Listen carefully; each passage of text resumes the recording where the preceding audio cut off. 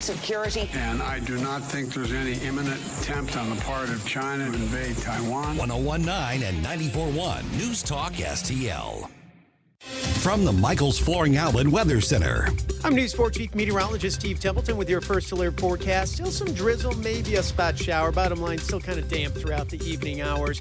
Cloudy skies, and then overnight, still an isolated shower possible. A little drizzle, cloudy, and 46 for the low, but turning partly cloudy and a high of 54. A little warmer day. And then Saturday, 46 for the high. Scattered showers in the morning to early afternoon. And Sunday, dry and 49 with partly cloudy skies. That's the latest first alert forecast. I'm News 4 Chief Meteorologist Steve Templeton. Hey, how you doing? Santa Vic here. And Santa's head, Vic head, here. Right. And you can win some great prizes with News Talk STL's St. Louis Conservative Christmas. You forgot the ho-ho-ho. What? You forgot the ho-ho-ho. Oh! No, ho-ho. A St. Louis Conservative Christmas. Log on to newstalkstl.com for your chance to win. Brought to you in part by the Great Harvest Bread Company in Maplewood, the St. Louis Ballet, and St. Louis Union Station. Oh! This hour of News Talk STL is brought to you by Stifel, serving investors for over 130 years. Contact your Stifel financial advisor at stifel.com. That's STIFEL.com. Tony Colombo. Libertarianism is all about individual liberty. Katie Fitzpatrick. Oh, good for you. Colombo and Katie on News Talk STL. Time to rise has been engaged. We're better best to rearrange. I'm talking here to me alone. I listen to the finest work song. The finest hour.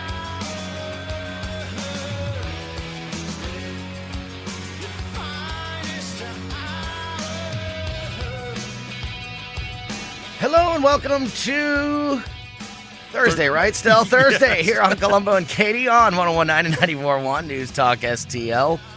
It's gray again.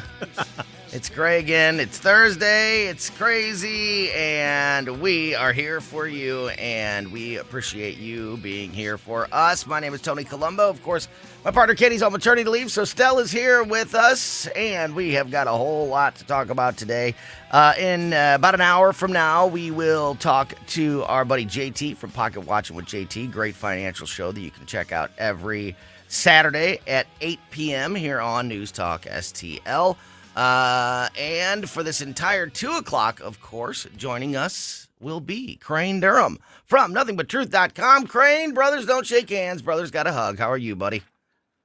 I'm doing great. What a wonderful, wonderful intro. Thank you. Back. Yeah, no problem. Of course, every time. And I appreciate it. I've got great news for you. I've got great news for yes. you. Oh, Christian Daytalk is he?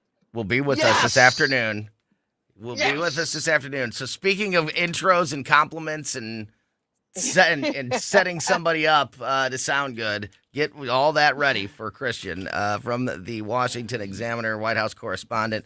Christian Daytalk is at the White House, and he will be joining us live from the nation's capital in just about 10 minutes from now.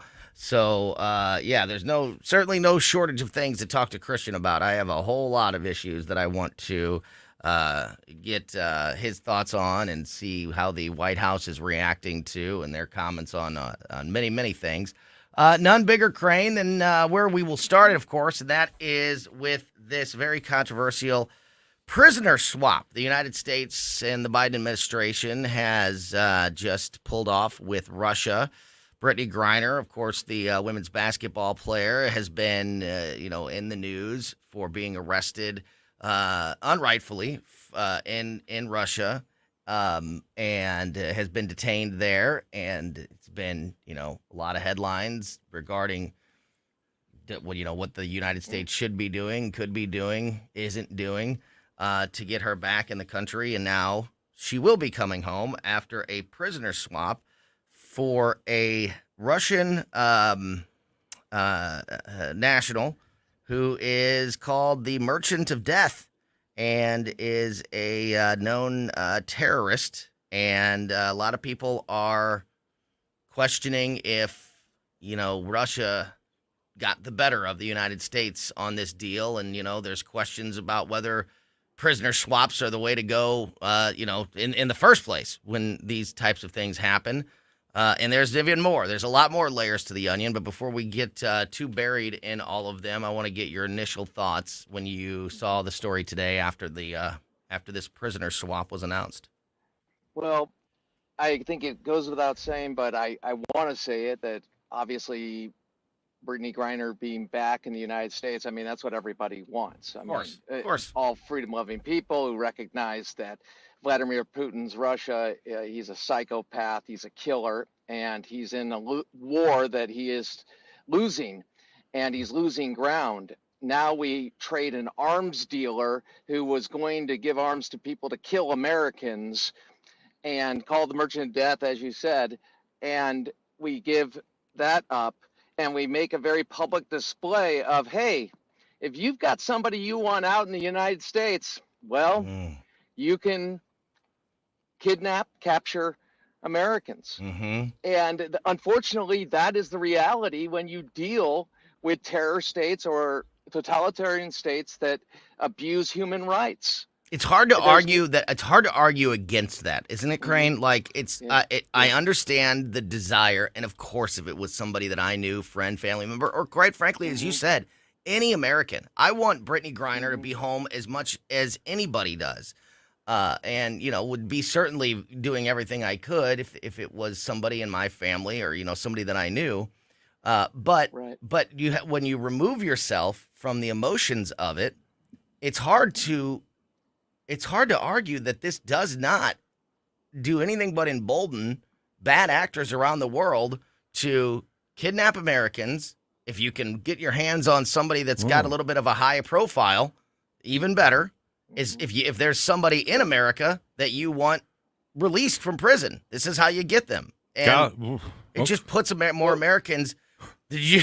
But just coming to this realization still is it's a lot to right. I mean, it's I'm going to come in on the other side on this. I can't believe I'm saying this. Oh, please do. I'd love to. Please do. She was arrested for violating a law in Russia. She knew, and she's been over there previous times. She knows what their rules are regarding illegal drugs, if you want to call it that. I mean, what was it, a vapor thing with marijuana or something? Yeah, it was vape of some kind. Yeah, but she knows what the rules are. Yeah, and but so I think to say that she was kidnapped, I don't think is fair. I don't think the rules were fairly applied in this situation. I'm not saying that she. I'm not. Yeah, I agree. I'm not saying it was handled correctly. Yeah, the sentence excessive sentence. Excessive. Yeah, she wasn't sentenced. But I hear you. Oh yes. Like a Russian citizen or anybody else breaking that law. I agree. I agree. Alexander Solzhenitsyn would agree with you totally. Yes. She would have been home by now if that wasn't the case. Yeah. And I think that this probably wouldn't happen. And I agree, and I do agree with you there. This, I'm not saying Americans should be able to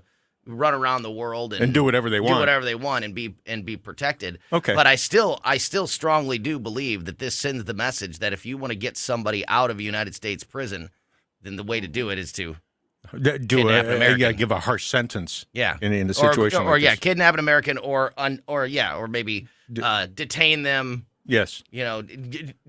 With an extremely harsh sentence. Some rules to detain them longer than they should be detained. I guess my alert flag went up because I don't consider it kidnapping, but that's just me. What I'm saying is excessive sentencing. Yeah. And definitely. Cruel and unusual, to say the least. She certainly should not have been held in Russia as long as she was. No doubt. Yeah. And to make the point, and this is another thing that we can draw, we can explain to the world, hey, guess what? We're not like Russia.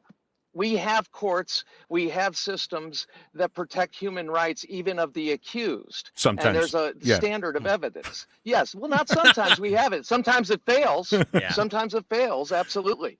But my point is, we have a better system. And you mentioned Solzhenitsyn. And I mean, drawing the comparisons and contrasts to this is important for our nation in the world. So we don't get this false narrative that America is built on oppression, which is just really hacks me off. Now here's something that really hacks me off, Crane. If we like I said, there's a lot of layers to this onion, and if you continue to peel them back, And anybody who is familiar with Paul Whelan and his situation, this is a United States Marine, former Marine, that was in Russia in, I believe, 2018, attending a wedding over there when he was. I think you could call this one kidnapping, still, because he was attending a wedding and he was accused of spying. And because he was a former member of the United States military, and he has been there for years and has not obviously gotten nearly the media attention as Brittany Griner has for many reasons, and a lot of people were very upset that the United States decided that they would give up a person who is, like you said, the merchant of death, who is somebody who was working with terrorists and to kill Americans, and we don't get Paul Whelan to come home. And at first, it wasn't even addressed by the White House. It did end up being addressed by the special presidential envoy for hostage affairs, Roger Carstens, who is or was accompanying Brittany back to the United States earlier, who did put out a statement saying, quote, "While we celebrate Brittany's release, Paul Whelan and his family continue to suffer needlessly. Despite our ceaseless efforts, the Russian government has not yet been willing to bring a long overdue end to this wrongful detention. I wholeheartedly wish we could have brought Paul home today on the same plane with Brittany. Nevertheless, we will not relent in our efforts to bring Paul and other U.S. nationals held hostage or wrongfully detained abroad home to their loved ones where they belong." If I am somebody in Paul Whelan's family and I hear somebody from the White House on a day like this say that they are doing everything they can to bring him home, I would have to question that. What do you think, Crane? I think we have a history here of just trades that obviously always glad that somebody comes back, and we get that. But remember Bo Bergdahl and what happened with President Obama? Yep. I mean, that was a disgusting display of an alleged traitor who was given up for 4 high value assets at a terror organization. And so connecting it to today, my point is the moral compass, it seems, for Obama, Biden, the Democrat president, is skewed. Yeah. I think it was, I think moral compass and political points. I think that Brittany Griner is a much more politically attractive person to bring home. You can score. Dare I say, does she check more boxes? Well, I think that she garners more votes. If you want to look at it that way, and I think that was proved by the way that this was initially handled by the White House. As I mentioned, the White House didn't even initially. The White House didn't say anything about Paul Whelan, and they also didn't initially say that there was even a swap. They just made the announcement that Brittany Griner was coming home. That was the original statement, and it was Joe Biden and Vice President Harris with Brittany Griner's wife in an office at the White House in a photo op as they were on the phone getting the news that she was coming home, and they put out a statement that Brittany's safe, she's on a plane, she's coming home, and it's the president and the vice president posing with Brittany Griner's wife. That was it. There was no mention of a swap. There was no mention of Paul. There was no mention of anything else. Later on, obviously, all those details came out, and the president has addressed Paul Whelan, and obviously in his White House did, as I just read. But I mean, it was that when you're doing a photo op to make the announcement, you cannot convince me that this was not, that there wasn't a whole lot of political motivation. Sometimes political motivation accomplishes good things. Again, I'm glad she's coming home. She should be coming home. But there are still things. The other way. Yeah, there are still things that in this situation that could and should be scrutinized. That's, I think, obvious. Yes, and Paul Whelan being brought up in the discussion and not really being dealt with until somebody brings it up just tells us how they thought they could just get by with this. Mm-hmm. They weren't prepared. I mean, as you said, it followed, and the statement followed. And I'm thinking to myself, okay, well, one, you're celebrating this, and yes, we get the idea she's coming home, but are you going to give a full view? Are you going to tell the rest of the story? Because that really undermines the great 1% we have in this country of the people that serve in our military, who are the first and foremost deserving of our protections. Yes, and in many cases have the biggest target on their back, and I think that's the only reason that Paul Whelan is in Russia to begin with, is that he was a member of the United States military. Let's go to the White House and get the latest from the White House and the Biden administration on this issue and more things that are happening today. We will talk to Christian Daytalk, White House correspondent with the Washington Examiner, live from the White House in just a moment. Don't go anywhere. You're listening to Colombo and Katie on 101.9 and 94.1 News Talk STL.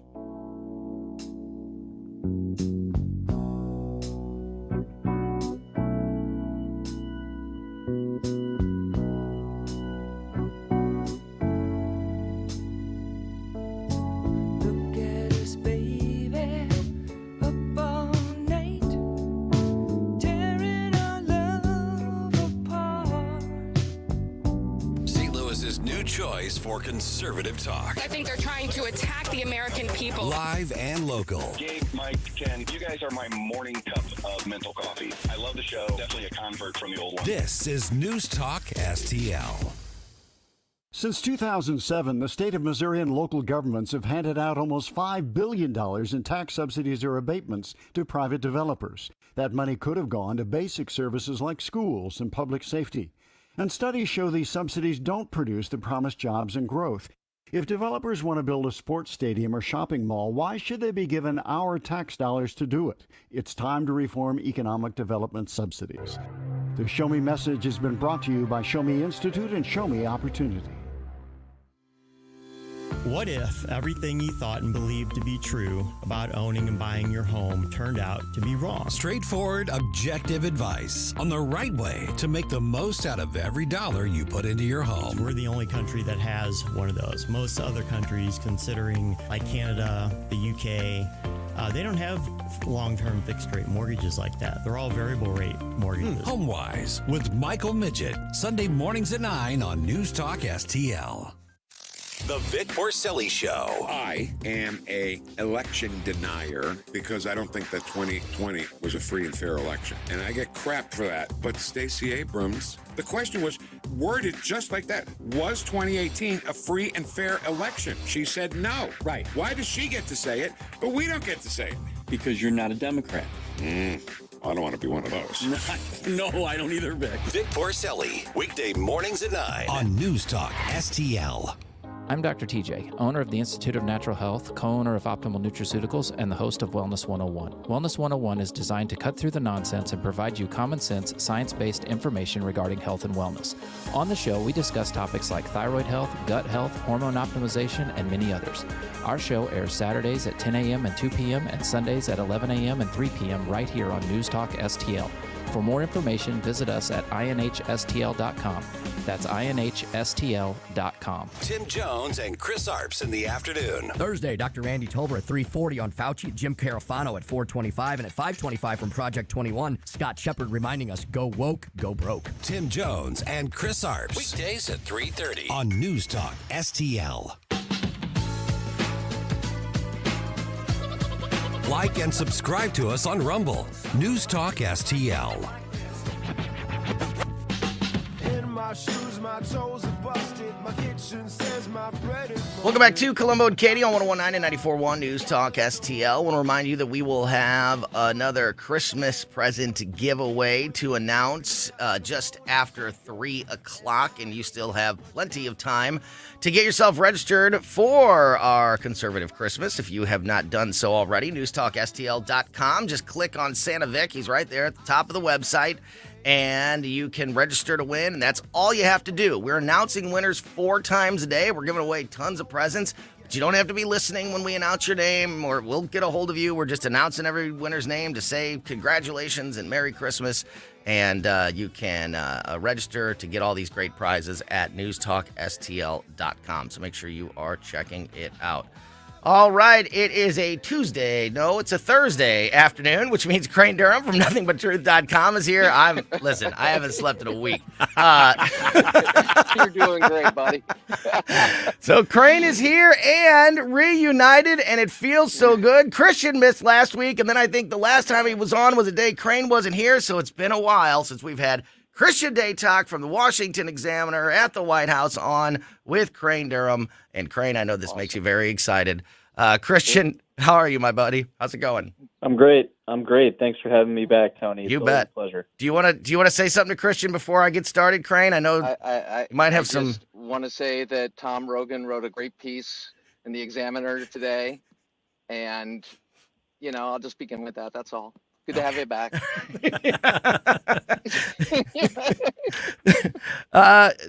Christian, we just did the whole prisoner swap Brittany Griner discussion, including Paul Whelan and all the details that are surrounding it. And I don't want to do all of that again. That's what the podcast is for. You can go back and listen to it if you missed it.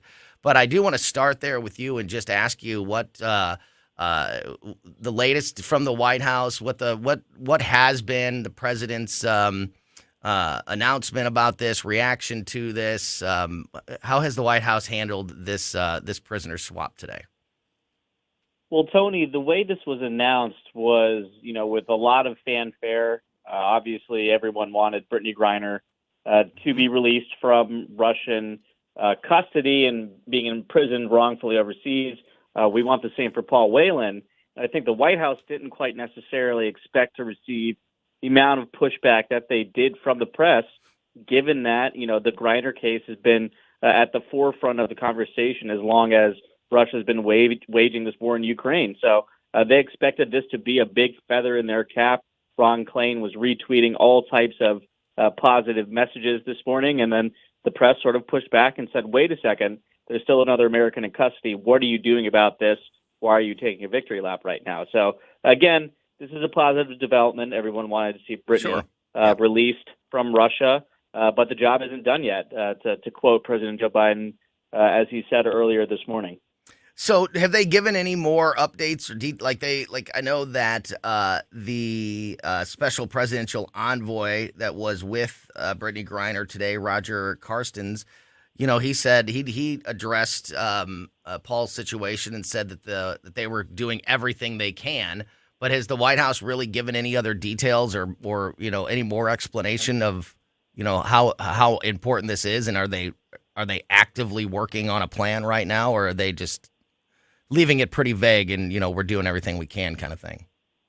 It has been vague. I do think that they are pulling every lever that they can, pushing every button that they can to try and secure Whelan's release. That being said, Karine Jean-Pierre had said the Russian forces, the Russian government was acting very differently with Whelan than they did with Griner throughout this entire process.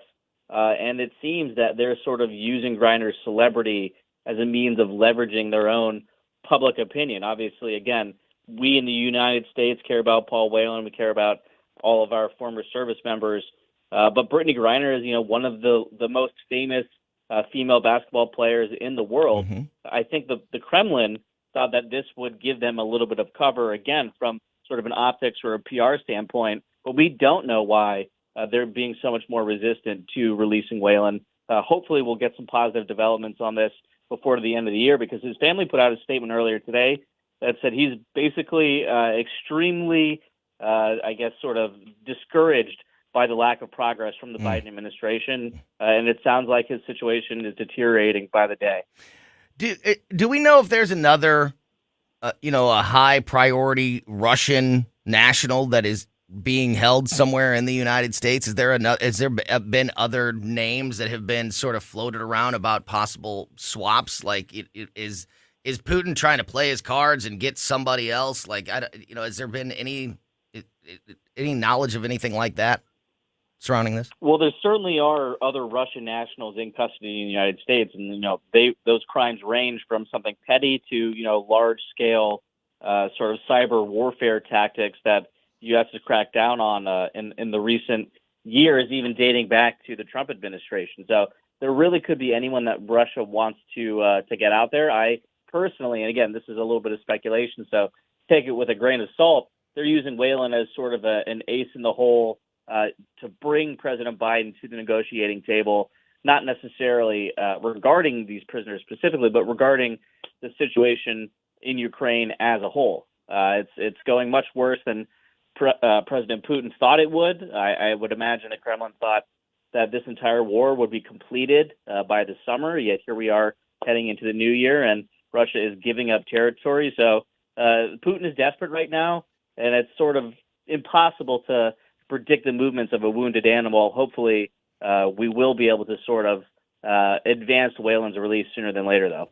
Talking to Christian Daytalk at the White House, and of course, Crane Durham is here as well. Go ahead, Crane. Christian, great to talk with you again. Wondered on that point of Putin being on his heels, okay? There's a number of things going on. You have some of the Republican Party, more isolationist wing going, hey, I want to check out this Ukraine a little more. I look at it and I say, oh, it's a 5% of our total military budget and we can take out Russia. Hey, this is and do the right thing. So, that's weighing in, which brings me to President Biden. If he is feeling good from the election, and additionally with Walker losing and Warnock winning, do you see that boost his confidence in dealing with these matters in the way of Putin attempting to possibly bring in the Ukrainian war and get something from that by mistreating Americans? That's a good question, Crane. I think it's impossible to tell right now. Again, I wish I had better visibility into the U.S. Intelligence on what exactly is happening in the Kremlin right now. But I can tell you, to your point about President Biden being sort of buoyed up by the midterm elections and of course this race that happened down in Georgia just on Tuesday, the White House is extremely optimistic. By my count, this is probably the highest emotions have been, the happiest the administration has been on a whole, whether it's this situation with Brittany Griner. We're seeing gas prices, drop in big parts of the country. This is the best month they've had since prior to the outbreak of war in Ukraine. And again, when you look at the midterms, you look at how bad the House margin could have been for Republicans. This has got to be probably playing with a more stacked deck than Biden ever could have predicted. I'm not sure what that portends for the ongoing phase that we're in terms of supporting Ukraine against Russia, but it would probably be safe to bet that President Biden is looking to spend a little bit of political capital in the early spring, again, assuming he's got this big presidential announcement about 2024 coming sooner than later also. Go ahead, Crane. And is that, is that going to be reflected in domestic policy? Does he actually think the idea of raising taxes or injecting more money into the economy, does he get the idea that, hey, wait a second, this stuff is going to work, gas prices are coming down a little, and Americans like what he has? I think actually that's sort of a different dynamic happening at the White House. Again, we saw the effect that the American Rescue Plan, all of these spending packages had on inflation. There were even liberal economists urging the White House, pump the brakes. We can't be injecting this much money into the economy right now. That being said, now that some of that inflationary pressure has alleviated, they're happy to sort of ride on the coattails of this economic legislation that's been passed in recent months. Now, President Biden, from the people that I've been speaking to, he wants to address some of those other social issues that Democrats have really been hammering him over with, a pretty good reason, if you ask me. He hasn't been able to accomplish a lot of those domestic social issues that he pledged he would on the campaign trail. So we're going to see him push on things like gun control. We saw the House passed the same-sex marriage bill earlier today. I'm sure he'll sign that before the year is out. So things like that nature. Another voting rights push, perhaps. A lot of these big-ticket social liberal items, that's what I expect to see President Biden focus on in the coming months. So, Christian, that is exactly one of the other topics that I wanted to ask you about today. So let's just go there right now. The House passed the Respect for Marriage Act today. It's, as you mentioned, headed now to Joe Biden's desk. Can you tell us a little bit about that bill? And again, maybe this is also, as you mentioned, another win for the administration and, you know, this momentum that they have. Just can you tell us a little bit about that bill and how the Democrats are feeling about it? Well, the Democrats feel good about it, but I think there are a number of folks, Republicans especially, who voted against it, who say it doesn't go far enough to necessarily codify same-sex marriage in the face of this assault on, quote-unquote assault on privacy rights by conservative judges and conservative groups looking to advance these cases through the court system. I think if you were to ask President Biden or other senior members of the White House staff, this is a huge win. Again, there's only so many days left in this lame duck session. A lot of it's going to be taken up trying to get the defense authorization passed. There's going to be another omnibus spending bill that needs to be passed that President Biden hopes those extra few Democrats that they have for the next month or so will be able to ram through before Kevin McCarthy and Republicans take over. So that's what I would expect to see them focusing on. Again, as far as the same-sex marriage bill goes, President Biden will take anything he can get right now. So they're looking at this as a major win. Another one I wanted to talk to you about was Joe Biden's trip earlier this week. He was traveling. He was in Arizona, and he made the now infamous quote when asked by Peter Doocy, why go to a border state and not visit the border? And the president said that there are more important things to do. That was his answer, and obviously there's been a whole lot of reaction and pushback to that. How has the White House sort of tried to explain or cover up the president's quote that there was more important things to do than go to the border while he was visiting Arizona? Well, to be honest, Tony, they've just sort of scoffed at questions about the president's comments. And I think it's interesting because immigration and the situation at the border really is the issue that Biden and Democrats haven't seen any progress on this past year. You could argue that the situation is even worse now than 1 year ago and then back in January of 2021 when President Biden took office. This is a situation that has steadily, gone downhill, more or less, ever since the pandemic ended, and they don't really seem to have any answers. If you ask Karine Jean-Pierre about the issue in a press briefing, she'll flip it around on Republicans and say, well, these governors aren't putting forward any substantive ways to improve the situation. She, of course, talks about these quote-unquote governors referencing Ron DeSantis in Florida and Greg Abbott in Texas, who are busing these migrants into the interstates within the country. And she sort of, puts it on the Republicans. Put forward new suggestions for how to approach this, and maybe we'll meet you in the middle. But it's interesting because, again, there really is no defense for what the president said, and that's, played itself out in the briefing room based on the fact that Karine Jean-Pierre hasn't changed her answer for the past several months on the issue. Well, and speaking of Karine and some unfortunate quotes, we didn't get a chance to talk to you last week, but, not only did the president say there was more important things to do, but that was right on the heels of Karine in a briefing saying that the president had been to the border during his presidency.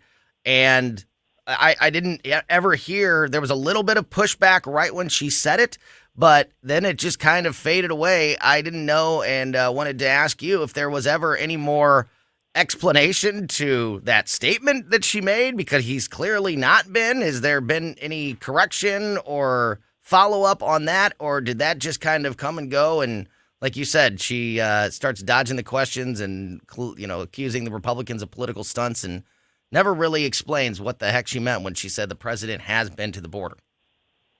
Karine was pressed on that, and she sort of dodged again and said, well, he has been in the past. It doesn't matter if he's been as president or not. He's aware of what the situation is. He's the president. He's briefed on these things. yada, yada, yada, yada. Yeah. Coupled with the fact that the news cycle in Washington moves so quickly, the press moves on to new topics every half day, it seems like, because of all of these four-alarm fires that need putting out across sectors of the economy and society. So Kareen's got a little bit of cover from that fact alone. But that's a pretty blatant one that the White House, I think, would wish she would reel back a little bit, because it's just, quite frankly, indefensible. Also, reports coming out of the White House that the administration is not happy that it appears that Congress is set to let the military vaccine requirement expire. Can you shed some light on that debate and controversy and what's happening, and if there is any opposition from the White House, what that is? There's a lot of opposition, Tony. We haven't heard the president come out explicitly say that he would veto the defense authorization if this provision repealing his vaccine mandate at the Pentagon is included. Now, what does that mean in real time? There's still a process before this bill gets to his desk. There are still conversations that are being had in the Democratic conference with some of those Republican negotiators, and of course with the legislative aides over at the White House. So this is not the final form of the bill. I would find it hard to believe at this point if Democrats strip that provision out, given that was put in there by Kyrsten Sinema, one of the most centrist Democrats on all of Capitol Hill. And it looks like it's going to be essential to getting Republicans in the Senate on board with this thing. So ultimately, this is going to come up to President Biden's desk, and he's going to have to decide, do I want to make sure everyone in the military has their COVID vaccines? We know that number is north of 97, 98% right now, according to Secretary Austin. Or do I want to cut funding for the Pentagon and risk a major national security threat and plunge funding into a big, black hole of question marks? We don't know what's going to happen when McCarthy takes over the House. Should I just take this win right now? I'd have to imagine it would be political suicide for him to veto this thing, given how important it is, again, to fund the Pentagon. Has the White House indicated why the opposition to it? Is it something that they want to be a permanent thing? Do they think it's premature because COVID is making a comeback or is still around? Like, what is the primary problem with letting this expire? Because it feels like, this is what's happening around the country, so why not in the military? Tony, you're asking questions that a lot of people here in Washington are asking. Why specifically is the White House so adamant that this mandate stays in place? Seems like other mandates odd place to dig your heels in, right? That's what I'm wondering. Exactly.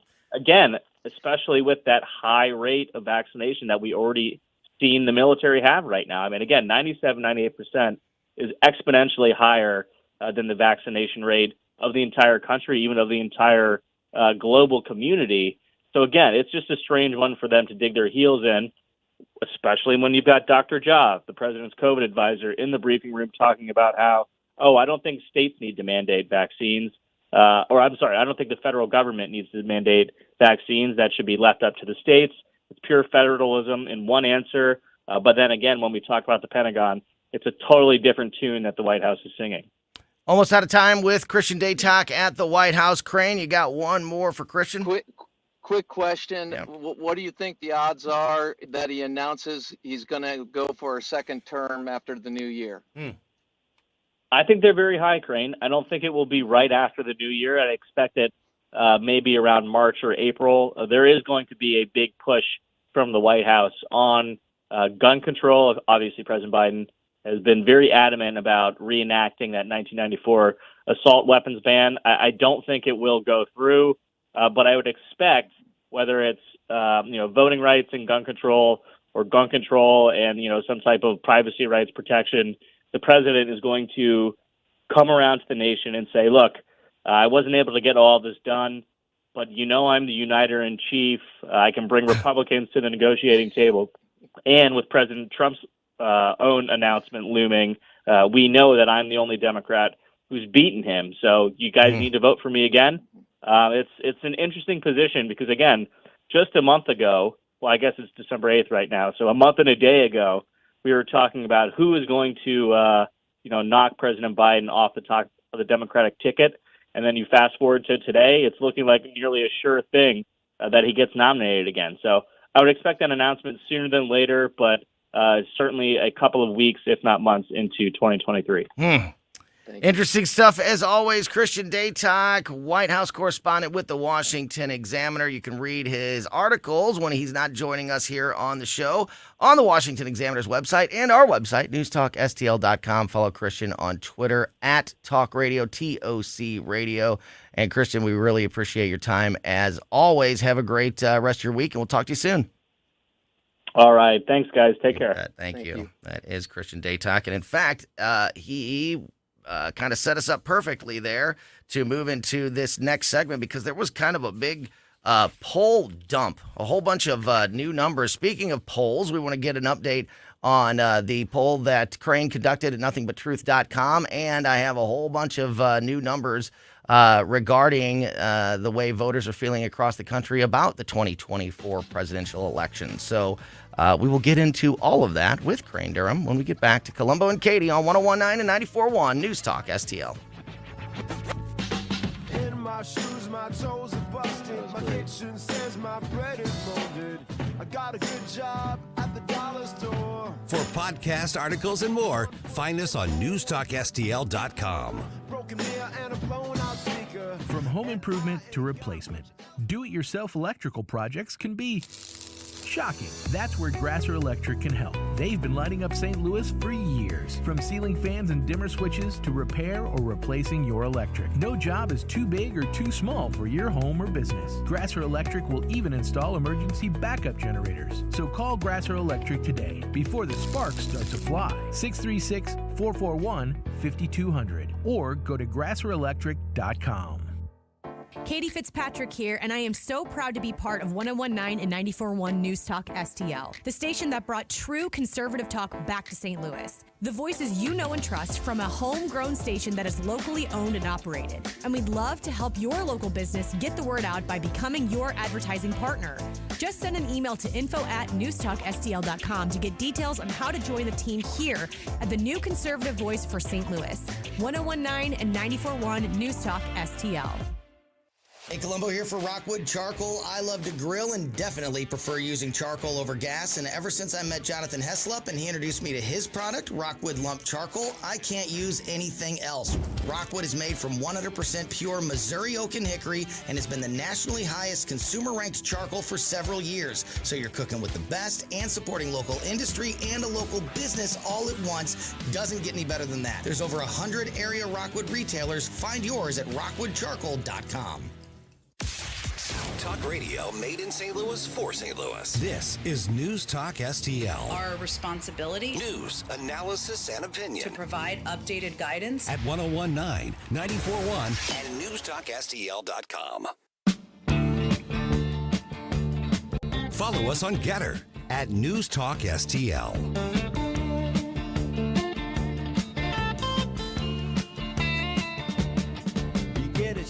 Welcome back to Colombo and Katie on 101.9 and 94.1 News Talk STL. Tony Colombo here with Stell and Crane Durham from nothingbutTruth.com. One more segment to go here with Crane, and then just after 3 o'clock, we'll talk to JT from Pocket Watching with JT.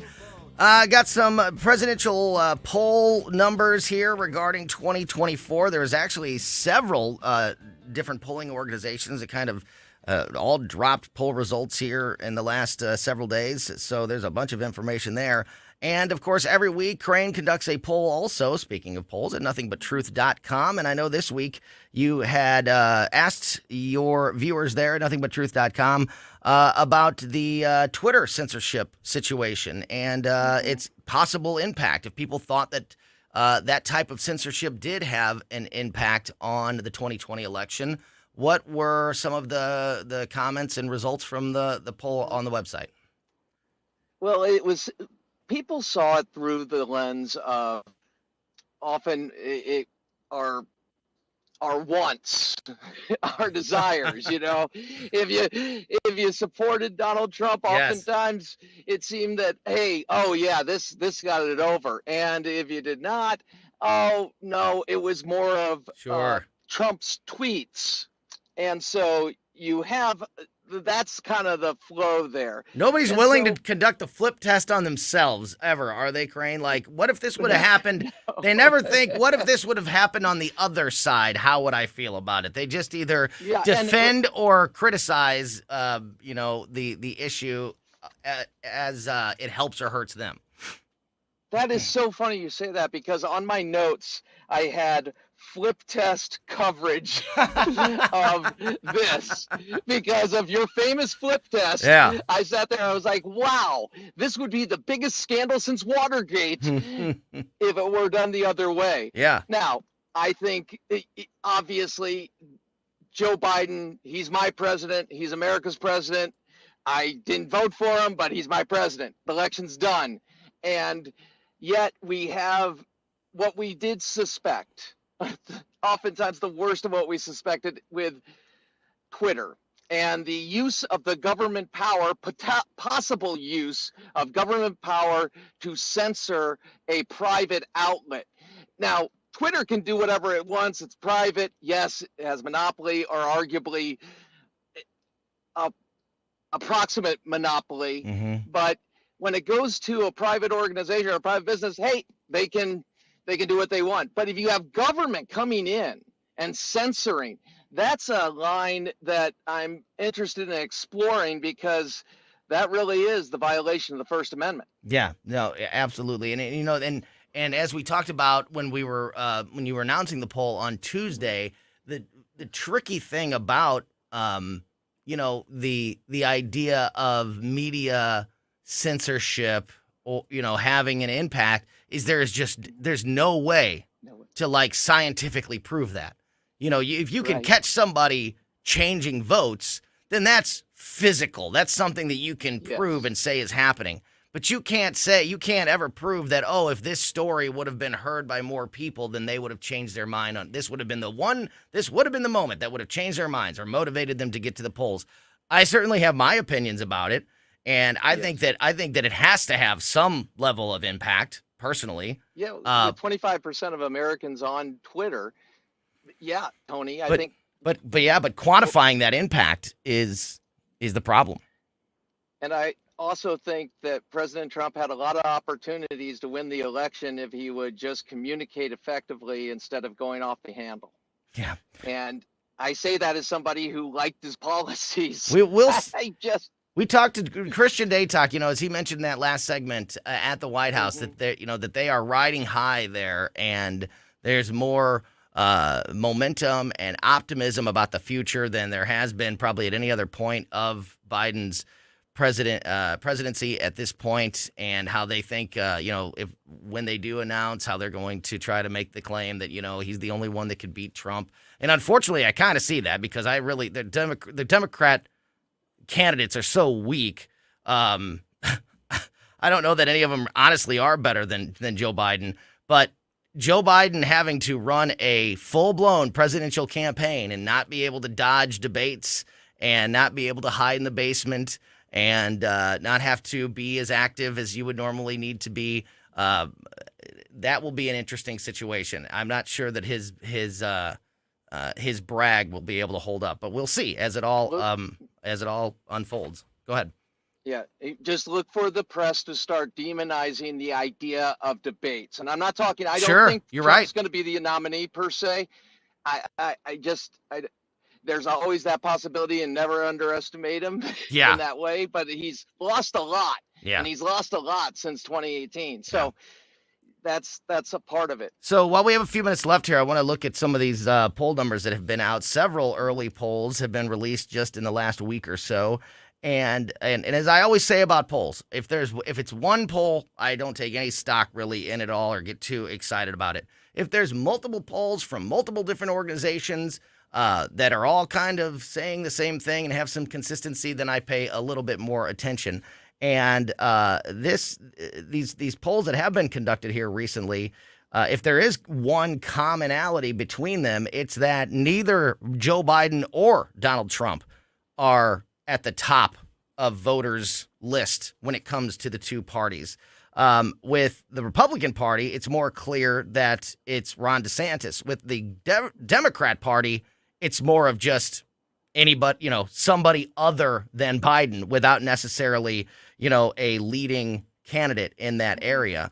But, as we said, with recent events, maybe there is a little bit more momentum on the Democrat side. And just to give you an idea here, one of the polls was a Suffolk University poll. As I mentioned, talk about the weak candidates. Who would it be if it's not Joe Biden? Who would it be? And that exact question was asked by by Suffolk University.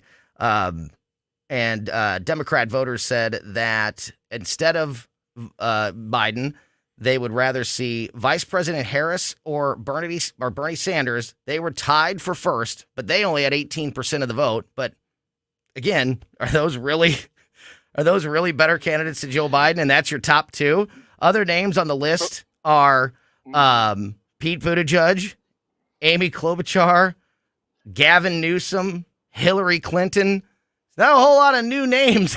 It kind of sounds like the same election that we've had every year, for the last decade. I can see Elizabeth Warren trying to get her. Yeah, name she was etched not in there. the only other name on here. If you want to have a new name, if you want to classify somebody as new, is AOC. But got 10% of the support from Democrat voters in this poll. But she hasn't run for president yet, so I guess she's new in that regard. But she's certainly not a new name on the on the political stage for the Democrats. But it's not murderer's row, is it, Crane? When it comes to who could be the replacement. And I got to see Bernie sitting there going, Harris? Really? Come on. I'm Bernie Sanders, man. And how do you have your main... This is my movement. How can your main issue with Joe Biden be his age and then you put Bernie Sanders up there instead? Right. Like, that doesn't work. Tony, you made a comment earlier about emotion and it leading to some things emotionally. People are connecting in that way, and you've made it over the last week. I don't have the exact quote, but I thought it was an astute observation, because I look at somebody like Gavin Newsom. Hey, just look what I've done to California. Really? Yeah. How do you have AOC? Can she defend her point of view if she actually got follow-up questions and wasn't just celebrated and got Jimmy Kimmel interviews? Come on. No, I think you're exactly right. These are paper tigers in the way of, going forward if they were challenged. And I get the idea that Americans are looking for that kind of reasonableness in the sense of, hey, guess what? We've had a lot of the flash and going back, but what we want people that are competent. Yep, absolutely. Crane Durham from NothingButTruth.com joins us every Tuesday and Thursday. Make sure you are visiting NothingButTruth.com in the meantime. And Crane, have a great weekend, and we will talk to you again on Tuesday, my friend. Thanks for everything. I love you, man. Back Thank you. at you, buddy. Back at you. It's a love fest. That's right. All right. And you, Shell. We will talk to JT from Pocket Watching with JT. Get some financial advice in this crazy world. Don't go anywhere. You're listening to 1019 and 94.1 News Talk STL. 1949, the last time a Republican held the top post in St. Louis City. A gallon of milk was 84 cents, and streetcars ran down Grand Avenue. The city was booming. Unfortunately, St. Louis City streets are no longer the epicenter of family and business life. In the 80 years of Democrat control, our city has been on a steady decline. St. Louis City Republicans believe it is our duty to provide a different path forward. Learn more at stlouisrepublicans.com. Paid for by St. Louis City Republican Pat Curtis, Farber Treasurer. When is a financial help show not just a financial help show? When it's Pocket Watching with JT, the caller-driven financial talk show focused on helping you get your money right. Jason Thornton is a certified financial planner licensed in both tax and investments. You get JT's real reaction to all your money and business questions. Plus, you get JT's take on all the latest financial news. This is not just another financial show. Pocket Watching with JT now every Friday night at 8 p.m. on 1019 94.1 News Talk STL.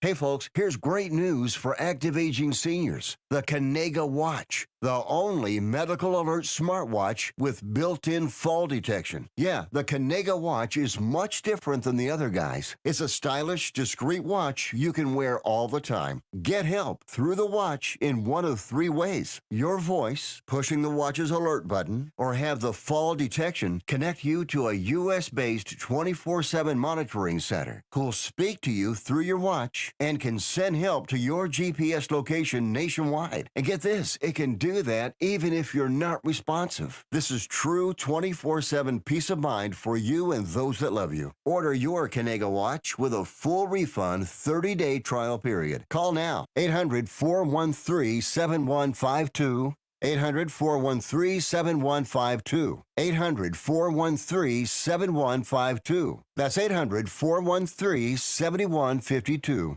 KLGY HD3 Clayton, K270BW Bellefonte, KNBS Bowling Green. This is News Talk STL at 1019, 94.1, and always streaming at newstalkstl.com. News this hour from townhall.com. I'm John Scott. Russia has freed WNBA star Brittany Griner in a high-profile prisoner exchange as the U.S. released notorious Russian arms dealer Victor Bout, but failed to win freedom for another American, Paul Whelan. At a news conference, Secretary of State Antony Blinken says the U.S. did not want to lose the chance to bring Griner back home, but he wishes Paul Whelan came back with her. This was not a choice of which American to bring home. The choice was one or none. Whelan has been jailed for nearly 4 years in Russia. Also at townhall.com, New York Times journalist and other staff have walked off the job for 24 hours. They're frustrated by contract negotiations that have dragged on for months now and the newspaper's biggest labor dispute in more than 40 years. Reporters, editors, photographers, and other employees have planned a rally outside Times offices. In consumer news, 15 automakers have met their pledge to include a safety innovation as standard equipment on nearly all their new passenger vehicles. That innovation is automatic emergency braking, which can detect objects in the way and stop or slow a vehicle, preventing a crash or making it less severe. The Insurance Institute for Highway Safety says 5 car makers have yet to fulfill a voluntary commitment they made 6 years ago when they pledged to have automatic braking in place as standard equipment by the end of August 2023. Rich Thomason reporting. Slightly more Americans filed for jobless claims last week. Unemployment benefits rose to 230,000 for the week ending December 3rd. That was up by 4,000 from the previous week's 226,000. A higher close on Wall Street today. The Dow was up 176 points. The NASDAQ adding 123. More at townhall.com. Relief Factor, pain relief that's natural, pain relief that works, and pain relief that attacks the source of the pain. That's the experience of tens of thousands of Americans who are taking Relief Factor right now. See their incredible video endorsements at relieffactor.com and then order your 3-week quick starter pack for just $19.95. That's less than $1 a day. Find out if it can work for you like it works for me by ordering your 3-week quick starter pack today. relieffactor.com, relieffactor.com. Be the next success story. What's for dinner? Burgers? After last week, no thanks. Avoiding foods due to fear of diarrhea, gas, bloating, stomach pain, or loose, oily stools? It may not be just stomach issues. It could be EPI, or exocrine pancreatic insufficiency. EPI can cause uncomfortable symptoms because it's a condition where the pancreas doesn't release enough digestive enzymes to break down food. But EPI can be managed. Use the symptom checker on identifyepi.com and talk to your doctor about your symptoms. That's identifyepi.com. Sponsored by AbbVie.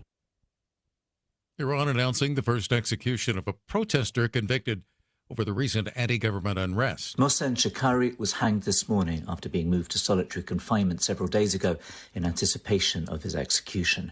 The Iranian judiciary said that he'd blocked a road in Tehran and wounded a member of the Basij paramilitary with a machete. It described him as a rioter, the label the authorities have tried to put on protesters in order to discredit their movement as a form of violent anarchy fomented by hostile governments such as the US, Israel and the UK. At least 11 other protesters have so far been sentenced to death, with several of their appeals already having been rejected. BBC correspondent Sebastian Usher.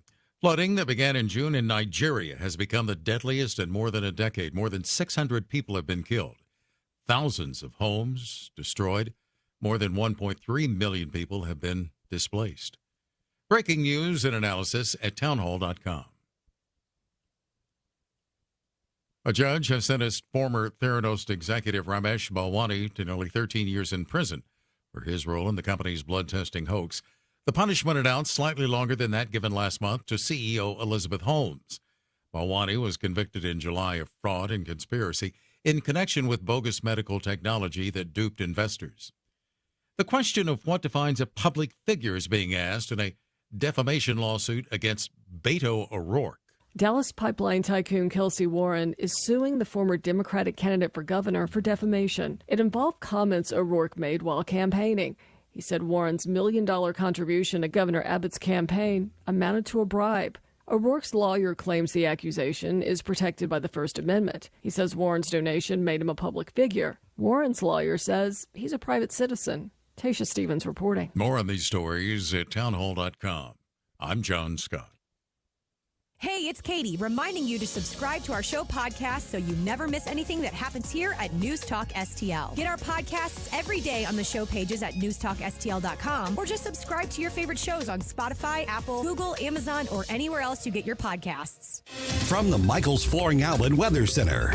I'm News 4 Chief Meteorologist Steve Templeton with your first alert forecast. Still some drizzle, maybe a spot shower. Bottom line, still kind of damp throughout the evening hours. Cloudy skies, and then overnight, still an isolated shower possible. A little drizzle, cloudy, and 46 for the low, but turning partly cloudy and a high of 54, a little warmer day. And then Saturday, 46 for the high, scattered showers in the morning to early afternoon, and Sunday dry and 49 with partly cloudy skies. That's the latest first alert forecast. I'm News 4 Chief Meteorologist Steve Templeton. Hey, how you doing? Santa Vic here. You can win some great prizes with News Talk STL's St. Louis Conservative Christmas. And that's not crap. See, that's not, we do that's crap. That's not, well done. A St. Louis Conservative Christmas. Brought to you in part by Bluff City Outdoors, the City Museum, and Disney on Ice. News Talk STL's St. Louis Conservative Christmas. Log on to newstalkstl.com for your chance to win.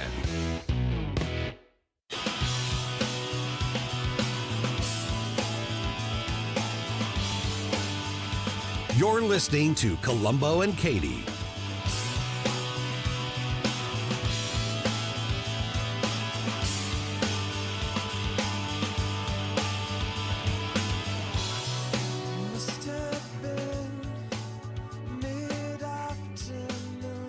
Welcome back to Colombo and Katie on 101.9 and 94.1 News Talk STL. One more segment to go for Stella and I today before we hand things over to the Tim Jones and Chris Arps show at 3:30. In just a moment, we are going to talk to JT from Pocket Watching with JT, a great show that you can hear every Friday night at 8 o'clock here on News Talk STL. But it is time for the Christmas spirit. Do you hear what I hear? I hear another winner! And today's winner, for us at least, is Courtney Parador. Courtney Parador has won a pair of tickets to Monster Jam coming to the Dome on Sunday, January 22nd. Courtney, I think that I will be at that event as well. So congratulations. Yeah. And make sure that you can win one of these great presents that we are giving away as part of St. Louis's Conservative Christmas here at News Talk STL. We are giving away 4 presents a day for the next couple of weeks, and all you have to do is go to our website, newstalkstl.com, to get yourself registered to win, just like Courtney did.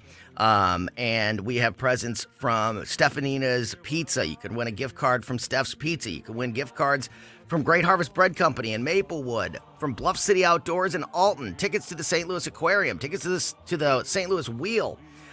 You can win tickets to the St. Louis Ballet Nutcracker performance, Monster Jam, as we just mentioned, Disney on Ice, the City Museum, Jurassic World Live. So many great presents that you can win.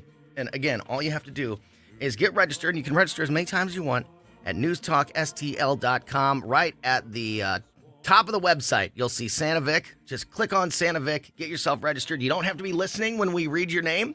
We just want to say Merry Christmas and congratulations to the winners. And we give away 4 presents a day, so make sure you are registered on the website. We'll have another winner for you tomorrow at about this time. And Tim and Chris will have another announcement in a couple hours, so make sure you're listening for that. All right, as I mentioned, joining us now on the phone, as he does every Thursday at about this time, is our good friend Jason Thornton, JT from Pocket Watching with JT. Always great to talk with you, buddy. Thanks for your time this afternoon. How's it going? Doing great, Tony. Thank you. You bet. So, again, tomorrow night and every Friday at 8 o'clock, you can hear Pocket Watching with JT here on News Talk STL. You can also watch Pocket Watching on YouTube. And the show is actually live every Monday, Wednesday, and Friday. So you can watch them on YouTube all 3 days. And then that Friday show is also live here on News Talk STL. So lots of great chances every week to sort of pick the brain of Jason Thornton. And it's a very caller-driven, very conversational show each and every week, and get some, hopefully, sound financial advice, especially in a time like this where people are buying Christmas presents. Is it true? Because it feels like it would be that this is kind of the time of year that people are most likely to make bad decisions when it comes to their finances and their personal budget, because they get swept up in, the whole holidays thing and buying presents. Is that true, or is this, or is it, or does that exist all year? Are we good at putting ourselves in debt 12 months out of the year and don't need to wait till December to make bad decisions? Well, no. You hit it right on the head. Now, obviously, generally Americans, we love getting into debt no matter what time of year it is. Right. But there's something special about the holiday season where we can mask our overspending habits by saying, well, I'm getting gifts for my friends, I'm doing things for my family, and really we're just overindulging our compulsive habits of just spending more money than we need. This is the time where a lot of people find themselves so deep in the red that they can't wait till April to get a tax refund just to pay off this debt. That's a great point. I don't think we've ever talked about that before. Do people?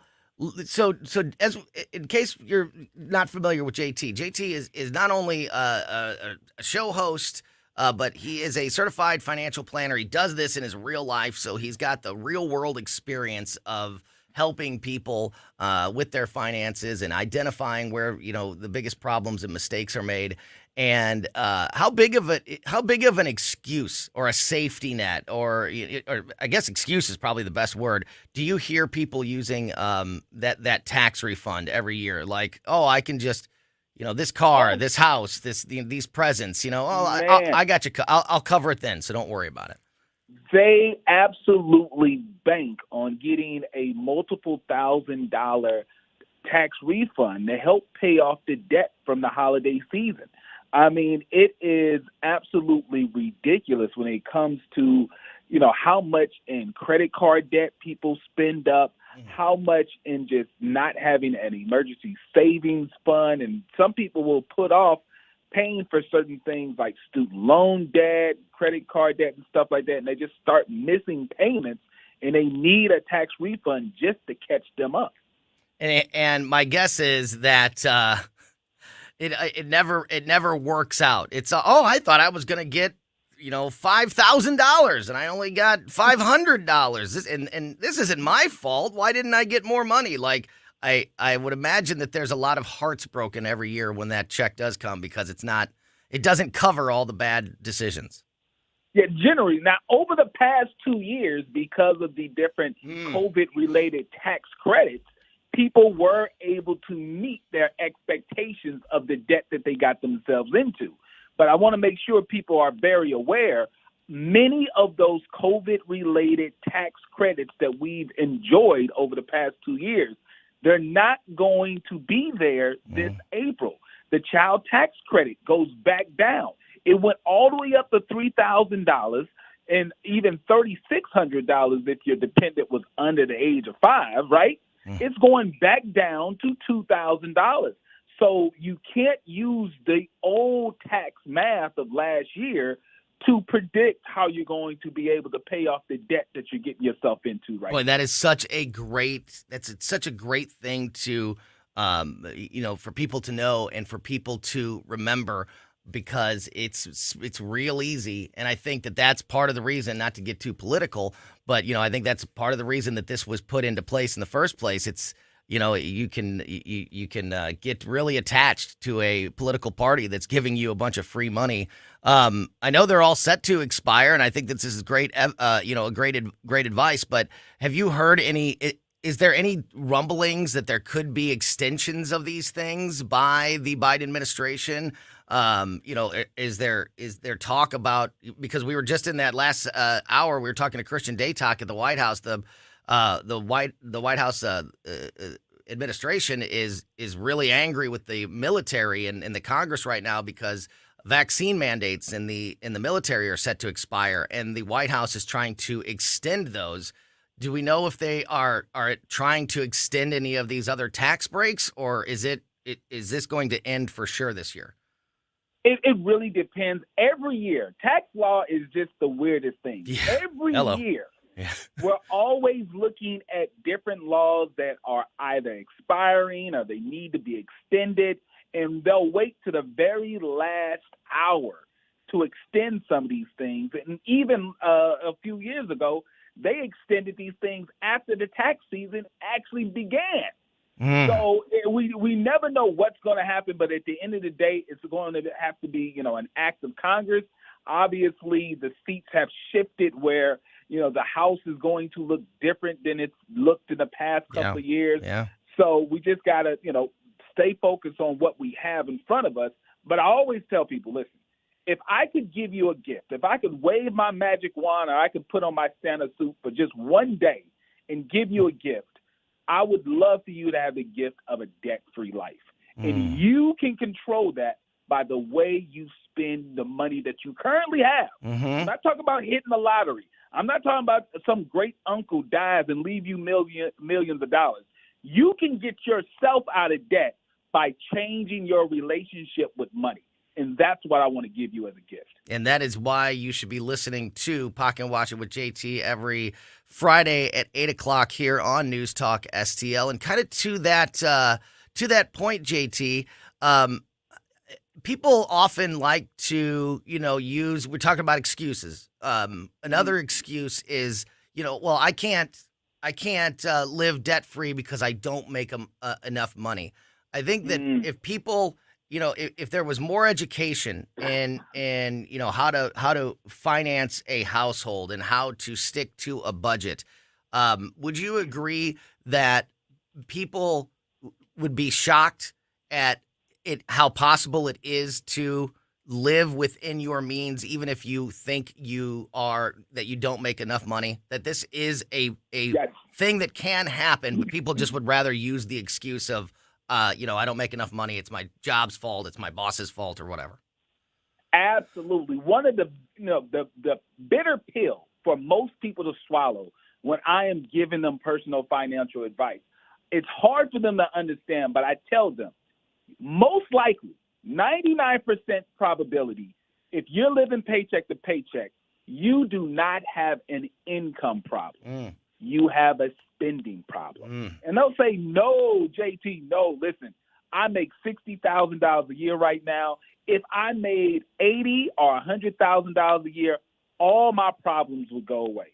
But I'm here to tell you, most people, even when their income increases, even when their income doubles, give them about 6 to 12 months down the road, they will be living paycheck to paycheck again because of a thing called lifestyle creep. Even though your income increases, you will allow your expenses to increase at the same rate or even higher, and you'll end up on the same hamster wheel you were when you were making 2/3 of what you're making now. So before we let you go, one last question, and you can listen to Pocket Watching to get all the information and details on how to not let this happen to you. But is there is it oversimplifying it to ask you if there is one or two very common things that are to blame for most people's money problems or debt problems, or is it a multitude and it's scattered all over the place? Or is there like one or two things that you see as just a common line through many of your clients and customers?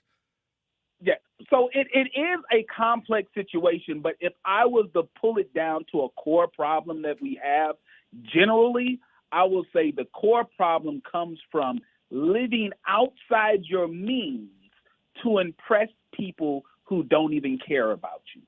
We spend a lot of money trying to give off the appearance that we are more successful and wealthier than what we really are.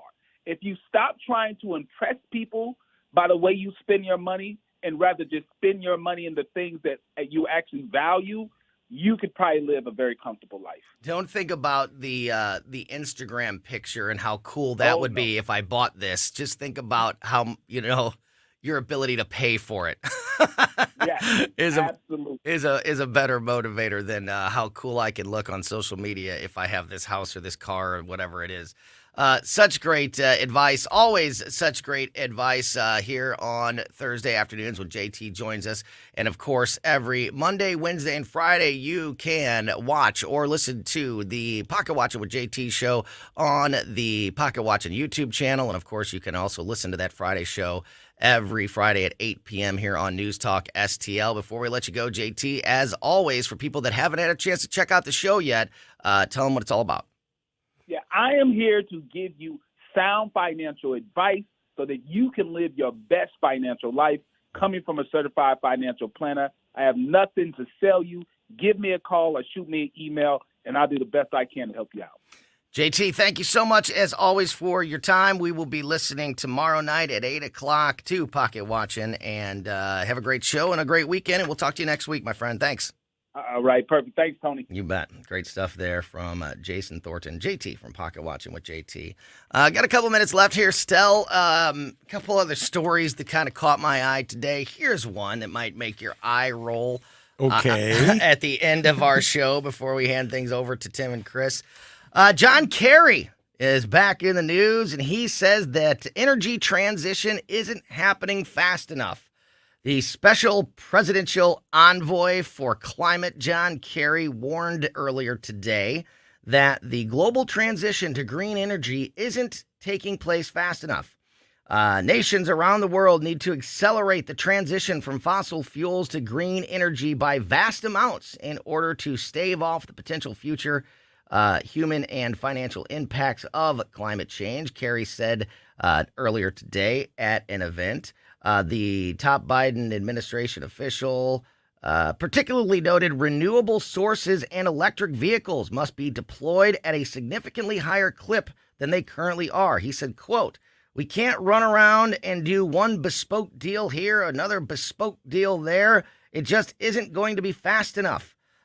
So everything needs to accelerate by vast amounts. We have to be deploying renewables 6 times faster than we are today.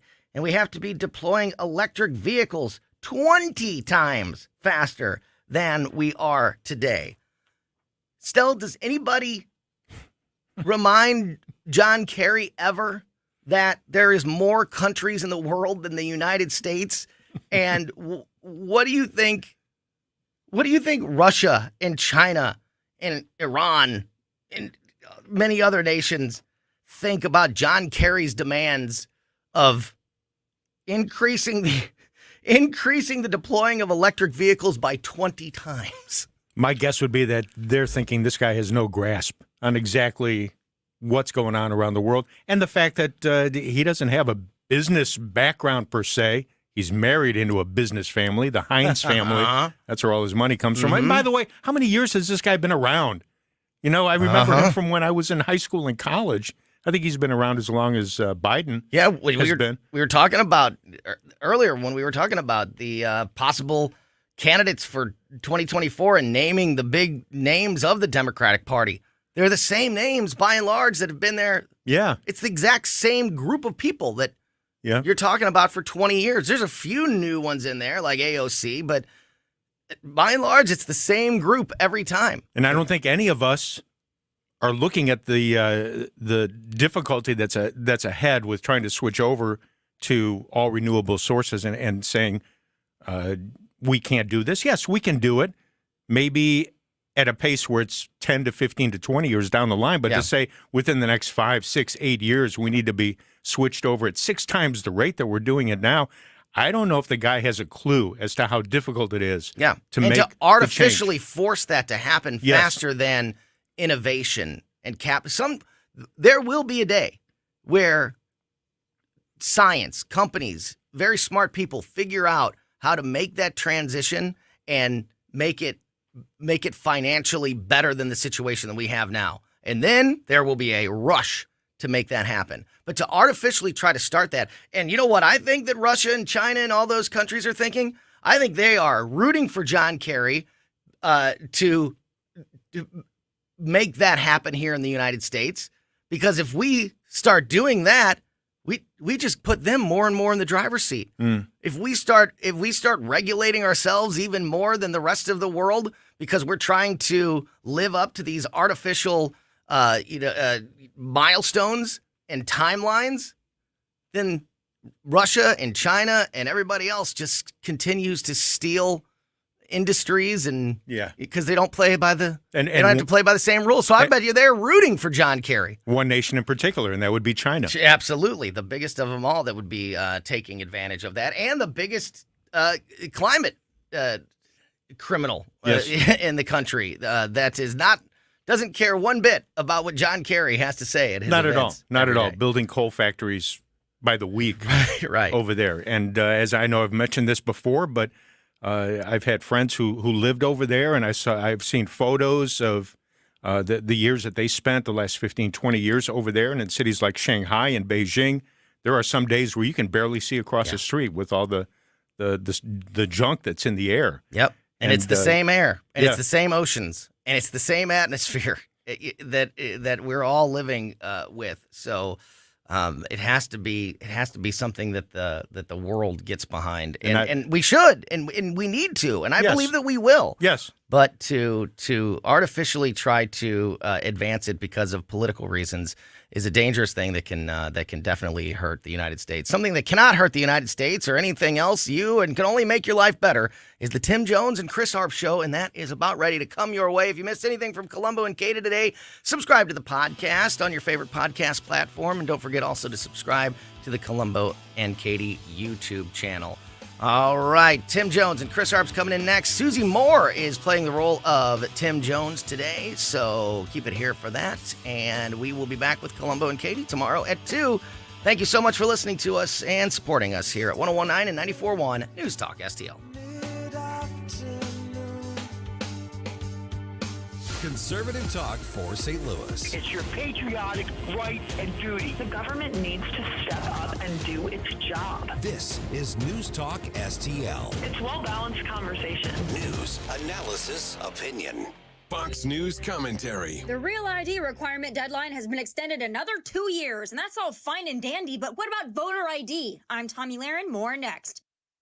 Starting to realize your small business is a little overwhelmed by the holiday rush? It's still not too late to get all of your shipping and mailing under control with Stamps.com. Sign up right now, and you'll be printing your own postage in just minutes with discounted USPS and UPS shipping rates. Just go to Stamps.com, click the mic at the top of the page, and use code BUSINESS for a 4-week trial, plus free postage and a digital scale. That's Stamps.com, code BUSINESS.